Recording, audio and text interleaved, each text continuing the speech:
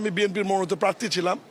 আমার নেতাকর্মীরা মনে প্রাণে বিশ্বাস করে এবং আমিও মোটামুটি জানি যে আগামী 26শে ফেব্রুয়ারিতে যে নির্বাচন হবে সেই নির্বাচনে মহান আল্লাহর ইচ্ছায় বিএনপি আমাকেই নমিনেশন দেবে। শুধু কি নেতাকর্মীদের মনে করার দিয়ে কি আপনি মনোনয়ন প্রত্যাশা করছেন, নাকি সাধারণ মানুষ চাইছে আপনাকে? সাধারণ মানুষও আমাকে চাই, কারণ দীর্ঘদিন আমি তো সাধারণ মানুষের সাথে, ছাত্রদল থেকে শুরু করে এ অবধি পর্যন্ত টানা 32 বছর আমি শিখগঞ্জের মানুষের সাথে সামাজিকভাবে, করোনার মধ্যে, প্রাকৃতিক দুর্যোগে, বিপদে আপদে, খাল খননে, রাস্তা মেরামতে, গাছ রোপণে, প্রত্যেকটি বিষয়ে সাধারণ মানুষের সাথে নেতাকর্মী সহ বিএনপির একজন কর্মী হিসাবে, শহীদ জিয়ার কর্মী হিসাবে, বেগম খালেদা জিয়ার কর্মী হিসাবে, তারেক রহমানের কর্মী হিসাবে আমি তো সবসময় মানুষের মাঝে আসি।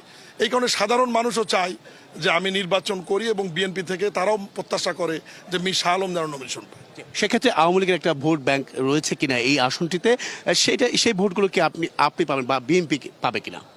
আওয়ামী লীগের ওই অংশে ভোট ব্যাংক শিখগঞ্জে আছে বলে আমরা মনে প্রাণে বিশ্বাস করি না। তবে অনেকে মনে করে যে হিন্দু ভোটাররা আওয়ামী লীগকে ভোট দেয়, এখানে তাদের 30-35 হাজার একটি ভোট ব্যাংক রয়েছে, কিন্তু তাদের সঙ্গে বিএনপির এবং আমাদের নেতাকর্মীদের খুব সুসম্পর্ক। ইতিমধ্যে আমরা শিখগঞ্জে একটি ঐতিহাসিক হিন্দু সমাবেশ করেছি, সনাতনী সমাবেশ। সেখানে জয়ন্তকুণ্ড প্রধান অতিথি ছিল এবং সেখানে প্রায় 10,000 হিন্দু নারী পুরুষ উপস্থিত ছিল এবং তারা সেখানে কথা দিয়েছে যে আগামী নির্বাচনে আমরা ভোট কেন্দ্রে যাব এবং ধানের শেষে ভোট দেব। সেই কারণে আমরা আশা করি এবং আওয়ামী লীগের যারা একদম তৃণমূল পর্যায়ের সমর্থক, যারা সাধারণ ভোটার, তারা যদি ভোট কেন্দ্রে আসে, আমরা মনে প্রাণে বিশ্বাস করি যে তারা প্রার্থী হিসাবে আমাকে এবং ধানের শেষে ভোট দেবে। জামাত বলছে সনাতন ধর্মাবলম্বীরা তারা বেছে নেবে জামাতকে, সেই বিষয়টা আসলে কতটা আপনার জন্য ভোট যুদ্ধে কতটা চ্যালেঞ্জ হতে পারে? জামাতি ইসলামী তো বাংলাদেশের ক্ষমতায় যাওয়ার রাজনীতি করছে, তারা সাধারণ মানুষের কাছ থেকে অনেক দূরে। তারা ক্ষমতায় যাওয়ার লোভে পূজা মণ্ডপে গিয়ে বলছে যে মুদ্রার এ পিঠে রোজা ও পিঠে পূজা, নাউজুবিল্লাহ। এটা সাধারণ মানুষ ভালোভাবে নিচ্ছেন না।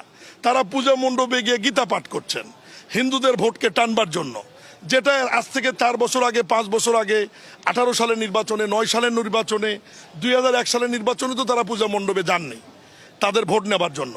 কিন্তু এইবার এই কাজটা তারা করছে, এটা সাধারণ মানুষ বোঝে। ডবল স্ট্যান্ডার্ড রাজনীতি।